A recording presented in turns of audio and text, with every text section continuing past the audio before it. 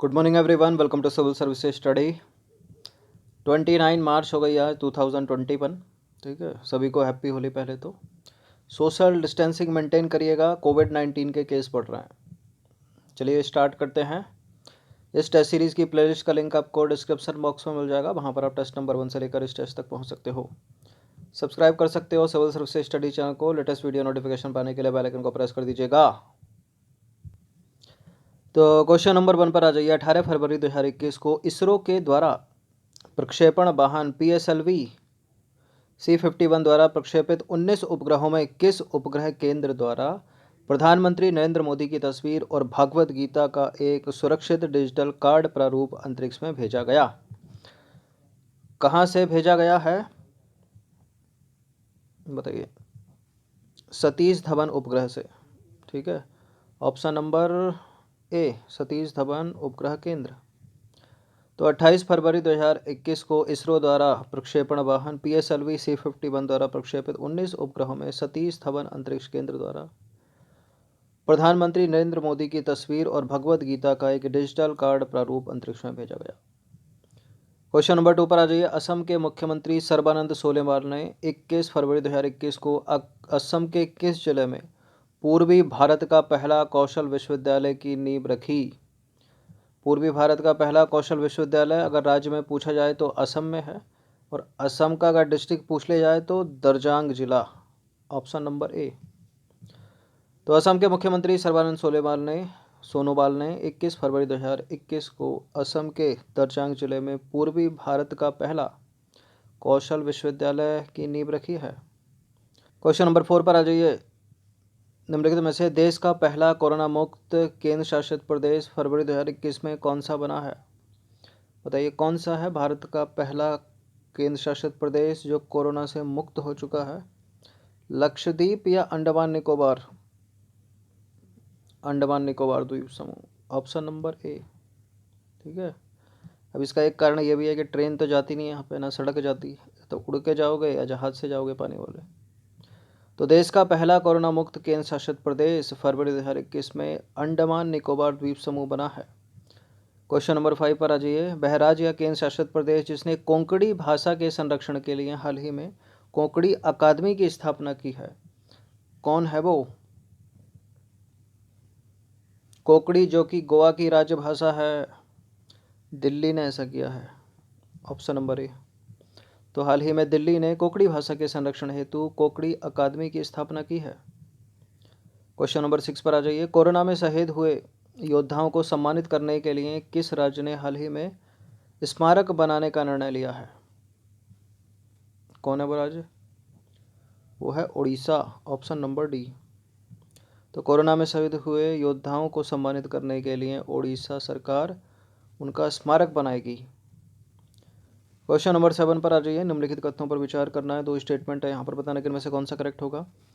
फरवरी 2021 को राष्ट्रीय सूचना विज्ञान केंद्र द्वारा संदेश नामक मैसेजिंग प्लेटफॉर्म लॉन्च किया गया। ठीक है, संदेश एक एप्लीकेशन है, जैसे व्हाट्सअप है ना, उसी की तरह। ठीक है, तो संदेश व्हाट्सअप की तर्ज पर एक मैसेजिंग प्लेटफॉर्म है। बिल्कुल करेक्ट है, दोनों के दोनों स्टेटमेंट सी है इसका आंसर। ठीक है, तो दोनों के दोनों सत्य हैं। फरवरी 2021 में राष्ट्रीय सूचना केंद्र द्वारा संदेश नामक मैसेजिंग प्लेटफॉर्म लॉन्च किया गया। यह व्हाट्सएप की तर्ज पर एक मैसेजिंग प्लेटफॉर्म है। बस गवर्नमेंट की यही कमी है थोड़ी कि इसका प्रचार क्यों नहीं कर रही है लोग। ठीक है, अब उस पेपर में निकाल दिया होगा, पता ही नहीं है अभी तक, फरवरी से मार्च हो गई। क्वेश्चन नंबर 8 पर आ जाइए।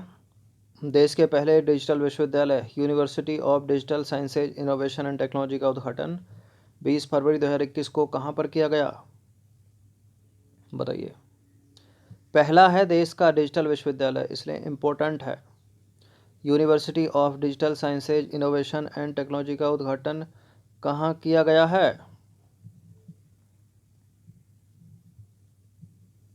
केरल के तिरुवनंतपुरम में। तो देश के पहले डिजिटल विश्वविद्यालय university of digital sciences innovation and technology का उद्घाटन 20 फरवरी 2021 को केरल के तिरुवनंतपुरम में किया गया। तो केरल याद रखिएगा। और पूर्वोत्तर का पहला कौशल विश्वविद्यालय असम। क्वेश्चन नंबर 9 है, फरवरी 2021 में carbon watch mobile application launch करने वाला भारत का पहला केंद्र शासित प्रदेश कौन सा है? कार्बन वॉच मोबाइल एप्लीकेशन को लॉन्च करने वाला भारत का पहला केंद्र शासित प्रदेश है हरियाणा और पंजाब की कैपिटल चंडीगढ़। तो फरवरी 2021 में कार्बन वॉच एप्लीकेशन लॉन्च करने वाला भारत का पहला केंद्र शासित प्रदेश कौन सा है? चंडीगढ़। क्वेश्चन नंबर 10 पर आ जाइए। 14 जनवरी 2021 को किन दो शहरों के बीच देश की पहली एयर टैक्सी सेवा शुरू की गई है? जैसे एयरपोर्ट से आप लैंड होते हैं तो वहाँ पर टैक्सी मिलती है, थोड़ा बाहर जाओगे तो ऑटो भी मिलेगा, लेकिन अगर आपको प्लेन से उतर के प्लेन ही मिले तो मतलब हवाई जहाज़ से उतर के प्लेन मिले, फिर जहाँ आपको जाना है, ठीक है, वो कम समय में पहुँचा दे, या उस एयरपोर्ट के थ्रू आप इस टैक्सी में बैठकर जहाँ भी आपको जाना है कम समय में पहुँचा दे। कहाँ शुरू हुई है? ये शुरू हुई है चंडीगढ़ और हिसार के बीच में अभी पहली, ठीक है, चंडीगढ़ से हिसार, यह है पहली एयर टैक्सी सेवा। तो देश की पहली एयर टैक्सी सेवा जो है 14 जनवरी 2021 से शुरू हो गई है। हरियाणा के मुख्यमंत्री मनोहर लाल खट्टर ने जो है इसका चंडीगढ़ में शुभारंभ किया। इसकी शुरुआत चंडीगढ़ से हरियाणा के हिसार के बीच हुई है, ठीक है। एयर टैक्सी महज 40 मिनट में चंडीगढ़ अंतर्राष्ट्रीय एयरपोर्ट से हिसार एयरपोर्ट पहुंची। इसके बाद हिसार से इसको जो है अन्य रूटों पर भी शुरू किया जाएगा, ठीक है। इस सेवा की शुरुआत जो की गई है वो उड़ान स्कीम के तहत की गई है। एक कैंटीन है माँ कैंटीन योजना, निम्नलिखित में से किस राज्य में शुरू की गई है? 5 रुपये में भोजन माँ कैंटीन, पश्चिम बंगाल में। तो फरवरी 2021 में गरीबों को 5 रुपये में भोजन उपलब्ध कराने हेतु माँ कैंटीन योजना जो है वो पश्चिम बंगाल में शुरू की गई। देश का पहला केंद्रीकृत वातानुकूलित railway terminal fully air conditioning, इसको टर्मिनल कह लो या रेलवे स्टेशन कह लो, कहाँ निर्माणाधीन है, कहाँ बन रहा है बताइए? मुंबई, बनारस, बेंगलोर या देहरादून? उत्तराखंड में नहीं बन रहा है तो देहरादून नहीं होगा, यूपी में भी नहीं बन रहा है तो वाराणसी हटा दीजिए, महाराष्ट्र में भी बन रहा है तो मुंबई हटा दीजिए, ये बन रहा है कर्नाटक में यानी बेंगलोर में। तो देश का पहला केंद्रीकृत वातानुकूलित रेलवे टर्मिनल बेंगलोर शहर में निर्माणाधीन है। अब रेलवे स्टेशन भी भारत में एयर कंडीशनिंग होंगे, ठीक है, जैसे एयरपोर्ट होते हैं। एक री-भोई जिला है, वो समाचारों में रहा हाल ही में। कहाँ पर है ये री-भोई जिला? नॉर्थ ईस्ट में, यह है मेघालय में। तो री-भोई जिला मेघालय में स्थित है और मेघालय के री-भोई जिले में पूर्वोत्तर का पहला विशेष अदरक प्रसंस्करण संयंत्र पुनर्जीवित किया जा रहा है। क्वेश्चन नंबर 14 पर आ जाइए। निम्नलिखित में से कौन सा देश आनुवांशिक रूप से संशोधित गेहूं को उगाने और उनकी खपत को मंजूरी देने वाला दुनिया का पहला देश बन गया है? जेनेटिक इंजीनियरिंग के द्वारा गेहूं पैदा होगा, ठीक है, और खपत भी होगी, मार्केट में भी जाएगा। और कौन सा देश है ये? यह है साउथ अमेरिका का अर्जेंटीना।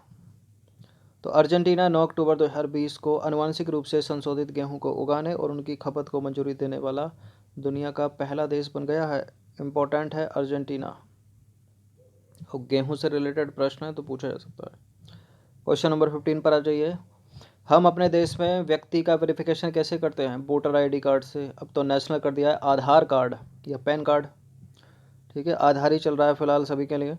तो नेशनल आइडेंटिटी स्कीम में इस देश ने फेशियल वेरिफिकेशन का प्रयोग कर दिया है और विश्व का पहला देश बन गया है ऐसा करने वाला। मतलब स्कैन करके पहचान लिया जाएगा कि सिंगापुर का नागरिक है या फिर दूसरे देश का। तो सिंगापुर है ये देश, ऑप्शन नंबर ए। दुनिया का पहला नेशनल आइडेंटिटी पहचानने वाला कैसे पहचानेगा? फेशियल वेरिफिकेशन करके, बायोमेट्रिक होगी एक तरह से देखा जाए तो नेशनल आइडेंटिटी स्कीम में फेशियल वेरिफिकेशन का प्रयोग करने वाला सिंगापुर 18 अक्टूबर 2020 को विश्व का पहला देश बन गया है।